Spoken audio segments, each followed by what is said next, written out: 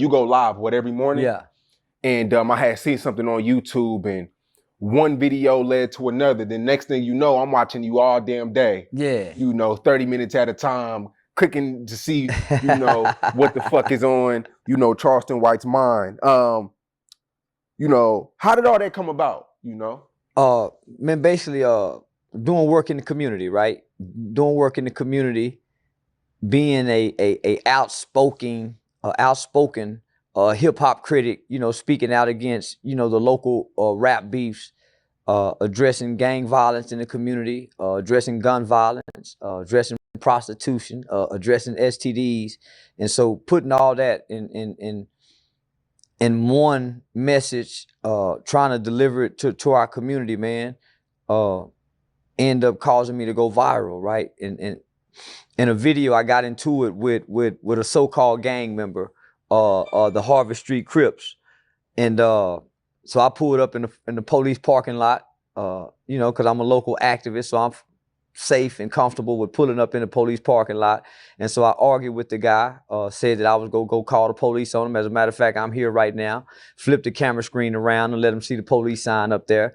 And not knowing my Facebook antics, man, and this Facebook persona and character that I had developed over the years would thrust me into this international internet sensation. Yeah, man. So here we are.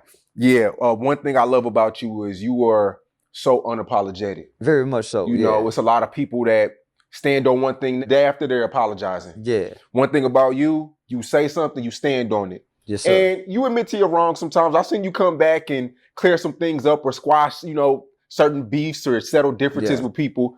But for the main part, Charleston White is super unapologetic. You stand for everything, and it is what it is. Man, my mama told me, truth has no feelings, right? And truth doesn't care about anybody's feelings. So, in my mind, homie, based on my qualitative experiences, my quantitative knowledge, I think I'm speaking truth. I'm walking in truth. So when I'm on social media talking and advocating and speaking, and someone attacks me, someone insults me, then I take it there verbally, right? We begin having verbal judo. And so when I'm there's no hate in my heart, right? So when I say you stupid motherfucker, man, I fuck you bitch ass, there's no hate in that heart, right? When I say, man, fuck you bitch ass nigga, I can't stand you bitch ass niggas, there's no anger behind that, right? So I reflect.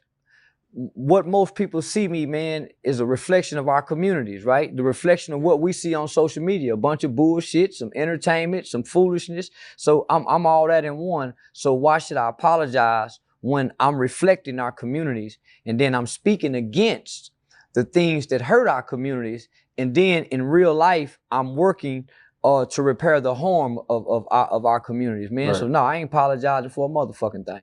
Facts. One thing that stuck out, I think what made me really fuck with you was when you really got into when black people kill black people, we don't march. Yeah. There's no protesting. When you see on NBC and ABC and CNN that a little kid was shot in Chicago or in Fort Worth, Texas, or in St. Louis or in these inner cities, when a white cop kills a black young man, we marching, we rioting. But when an innocent kid is killed, or when a popular artist like a Mo3 is killed by another black man, we don't march. And that shit really stuck with me, because people like to argue on Say Cheese that black on black violence isn't a thing. I bet if you go talk to all the mothers who children and sons was killed by another black man, they would say otherwise. If you go to prison and you look at all the black men in prison that's in prison for violent crimes that's projected against other black people, but they're not violent toward the Mexicans. They're not violent toward the white people.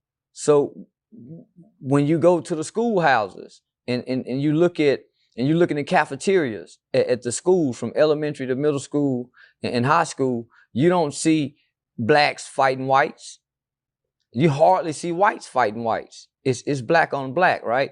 So when I walk out of my doors as a black man born in America, as an American black man, when I walk out of my doors, my greatest threat is another black man who look like me. It's not a police officer who's gung-ho. It's not a racist police officer. It's not the Klansman. I gotta first survive amongst the niggas and the black folks around me. Man, it's sad that we tore up the country for George Floyd, right? We didn't have the backstory to who George Floyd was. All we had was a nigga that was being killed by the police, and we became outraged, and we said, we're not taking this no more. And then all of a sudden, we killing each other like never before. Like George Floyd, death never had an impact on us. So it's a contradiction. It was a major contradiction. And it gives us, it gives the black race a black eye, you know, in our fight, in our struggles. When we cry, we're being oppressed. You know, every time a black person kills a black person, white people sit up and it's like, we prove them right every time. Yeah. It's like they sit back and laugh at us Yeah. when the King Vons die, and when you see the Mo 3s die, and the FBG Ducks and the shootings. The white people sit back and they licking their chops at us.